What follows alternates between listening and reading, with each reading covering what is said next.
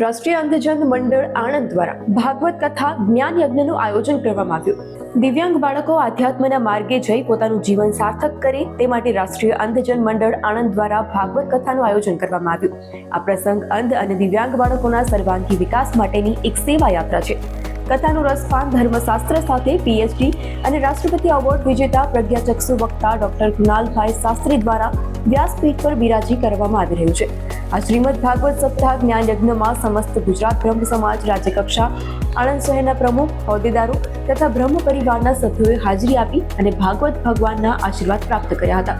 જય શ્રી કૃષ્ણ। મારું નામ મહેન્દ્રભાઈ પટેલ, રાષ્ટ્રીય અંધજન મંડળ આણંદ જિલ્લા શાખાના પ્રમુખની જવાબદારી હું લગભગ 2008થી નિભાવું છું। અત્યારે આજ અહીંયા આપણે પ્રાંગણમાં છીએ ત્યાં આ સંસ્થા દ્વારા ભાગવત જ્ઞાન યજ્ઞ સપ્તાહનું આયોજન કરવામાં આવ્યું છે। આનું આયોજન એસપી યુનિવર્સિટીનું સક્ષમ સેન્ટર કે જે દિવ્યાંગજનોના રિહેબિલિટેશન અને એમ્પાવરમેન્ટ માટેનું કામ કરી રહ્યું છે તથા સિદ્ધિવિનાયક દેવ ટ્રસ્ટ ફંડના સહયોગ સાથે અમે કર્યું છે।